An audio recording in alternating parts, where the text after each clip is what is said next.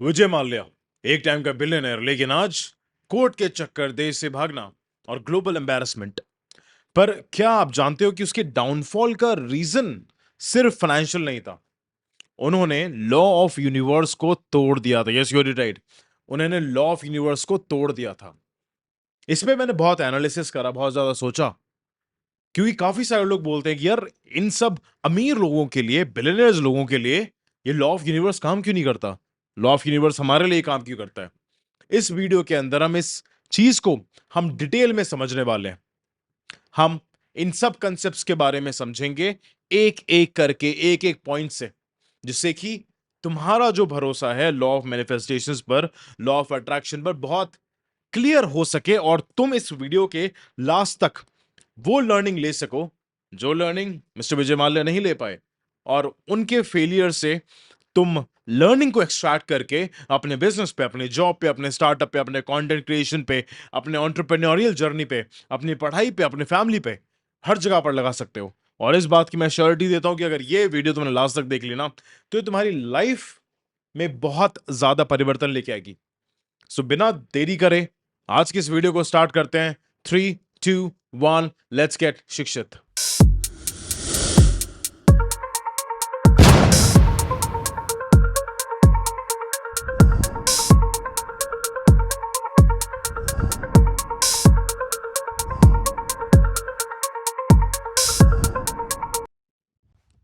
Now ये video ना बहुत डिटेल्ड होने वाली है, और अगर तुमने अभी तक सब्सक्राइब नहीं करा तो सब्सक्राइब कर दो। अगर हमने हमारे तुम इंस्टाग्राम फैमिली का पार्ट नहीं बने हो तो द शिक्षित टॉक्स को जाके फॉलो करो, और इस वीडियो को ज्यादा से ज्यादा शेयर करना मैं चाहता हूं कि तुम ज्यादा से ज्यादा कमेंट करो और इस कंसेप्ट को हर जगह तक पहुंचाओ।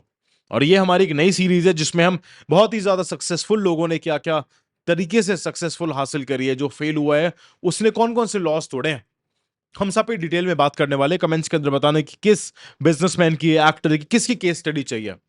सो पहला पॉइंट आता है that law of cause and effect. Yes, you right, law of cause and effect.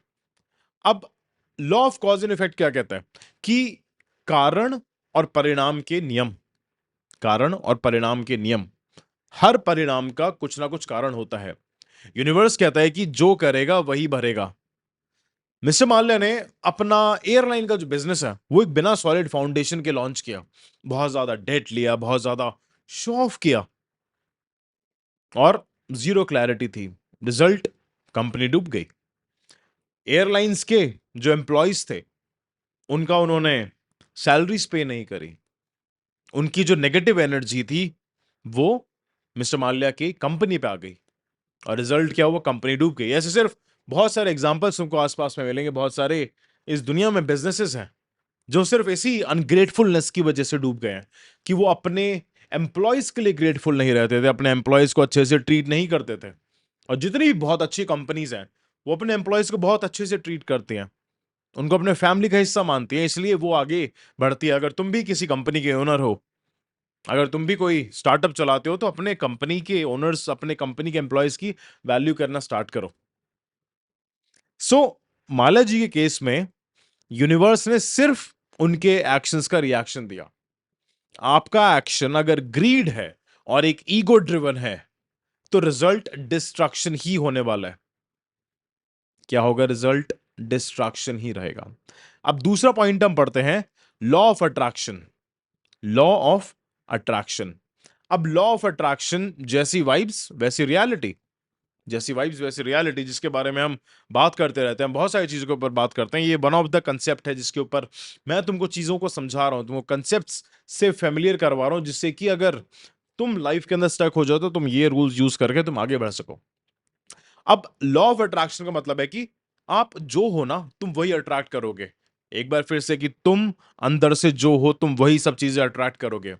Mister Mallya का फोकस था सिर्फ लग्जरी पे, किंग बनने पे, जिनको हम किंग ऑफ गुड टाइम्स भी कहते थे, लोगों को इंप्रेस करने पे, बड़ी बड़ी सेलिब्रिटीज के पार्टी करने पे।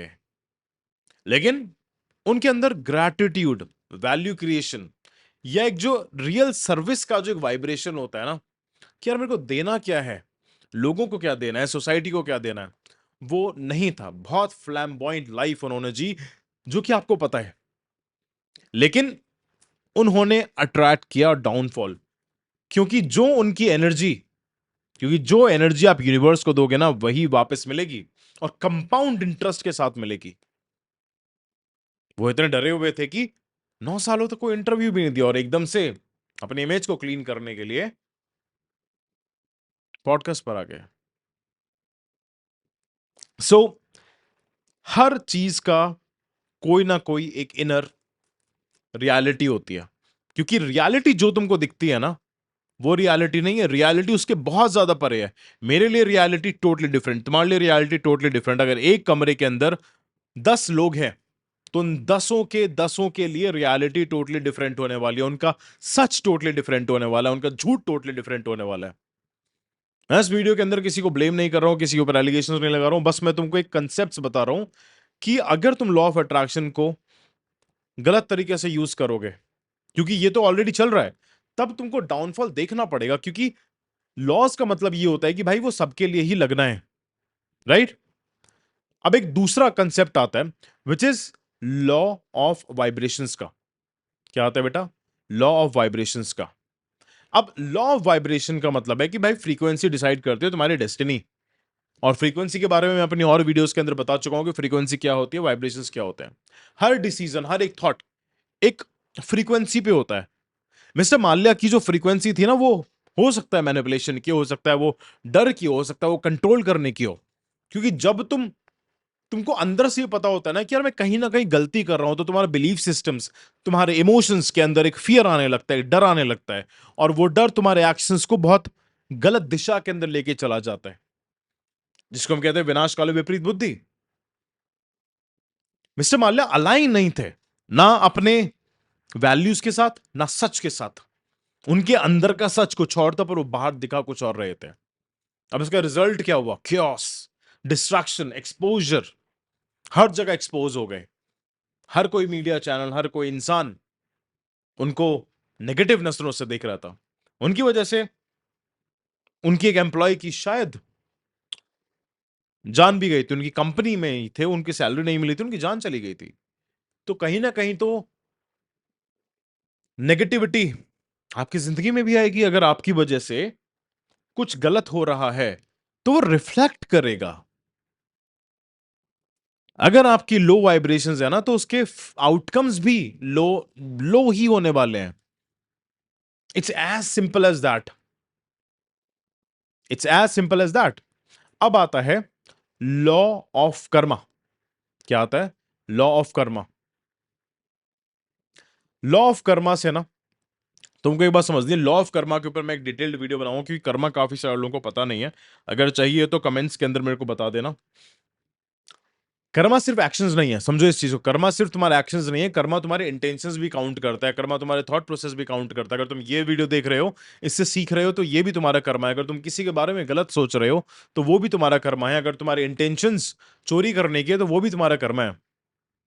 मिस्टर माल्या ने शायद भागने की कोशिश की, शायद केस से भागने की कोशिश करी, शायद रिस्पॉन्सिबिलिटी से भागने की कोशिश करी, शायद देश से भी भागने की कोशिश करी, लेकिन यूनिवर्स से भागना पॉसिबल नहीं है।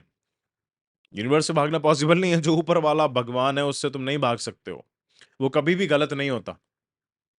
कोर्ट का लॉ इग्नोर हो सकता है, लेकिन यूनिवर्स का लॉ नहीं इग्नोर हो सकता। मैं हमेशा तुमको बार बार बताता हूं कि यूनिवर्स का लॉ इग्नोर नहीं हो सकता। कर्मा ने उनको एक ग्लोबल एम्बेरसमेंट तक ले गया, एक ग्लोबल एम्बेरसमेंट की तरफ ले गया। जितना वो दुनिया के सामने एक समय पे शो कर रहे थे, शो ऑफ कर रहे थे, बड़ी बड़ी पार्टियां, सेलिब्रिटीज, बिकिनी मॉडल्स, एक्सपोज करना, लोगों को एक्सप्लॉइट करना, समाज को थोड़ा सा खराब करना, समाज को थोड़ा सा खराब करना। इस पॉइंट पर कोई बात नहीं कर रहा है कि बिकिनीज मॉडल शुरुआत उन्होंने नहीं करी थी। जिस फ्लाइट में बच्चे, बड़े, बूढ़े, कल्चरल, अनकल्चरल, संस्कारों के साथ, बिना संस्कारों के साथ, जो लोग जिस फ्लाइट में बैठ रहे हैं, उस फ्लाइट का एडवर्टाइजमेंट में ही बिकनी मॉडल्स को यूज करा था। और उनकी वजह से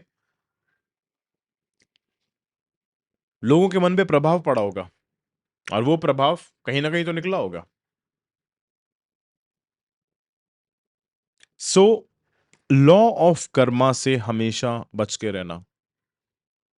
जो चीज तुमने कर दी उसका रिजल्ट ऑटोमेटिकली तुमको हो गया, बस वहां तक पहुंचना है तुम्हें।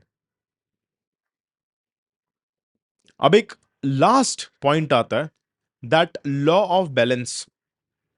लॉ ऑफ बैलेंस, यूनिवर्स कभी भी इंबैलेंस नहीं करता। समझो इस चीज को, अगर तुम 100% हार्डवर्क कर रहे हो 100% रिजल्ट मिलेगा, 90% हार्डवर्क कर रहे हो 90% रिजल्ट मिलेगा। कभी भी यूनिवर्स इंबैलेंस को टॉलरेट नहीं करता। मिस्टर माल्या को सब कुछ मिला था, पैसा, पावर, अपॉर्चुनिटी, अनफेयर एडवांटेज, सब कुछ, लेकिन उन्होंने उस अबंडेंस का, जो अबंडेंस मिली थी, जिसको वो कुछ बड़ी चीजें बिल्ड करने में कर सकते थे, सोसाइटी में योगदान के लिए कर सकते थे, उन्होंने क्या किया? मिसयूज किया, सिर्फ लग्जरी और सेल्फ इमेज पे लगाया। जब भी आप यूनिवर्स की ब्लेसिंग का गलत यूज करते हो ना, तो कोलैप्स तुम्हारा तय है। यूनिवर्स बैलेंस वापस लाता है और लाता रहेगा। यूनिवर्स बैलेंस वापस लाता है और लाता रहेगा। मैंने काफी टाइम पहले इंस्टाग्राम पर वीडियो बनाई थी कि अगर आप शराब पीते हो, मदिरा पान करते हो, गलत चीजों के अंदर जाते हो, तो आपकी जिंदगी में डाउनफॉल आना जरूरी है, क्योंकि आप इनडायरेक्टली यूनिवर्स से कह रहे हो कि मैं अपने शरीर की, अपने मन की, अपने दिल की, जो तुमने मेरे को दिया है उसकी केयर नहीं करता। तो यूनिवर्स भी तुम्हारी केयर नहीं करेगा, यूनिवर्स भी चाहेगा कि तुम जल्दी से एलिमिनेट हो जाओ। तब काफी सारे नेगेटिव कमेंट्स आए थे कि अमीर लोग तो बहुत ज्यादा शराब पीते हैं, इवन शराब का धंधा करते हैं, बहुत गलत गलत चीजें करते हैं, उनको फल क्यों नहीं मिलता?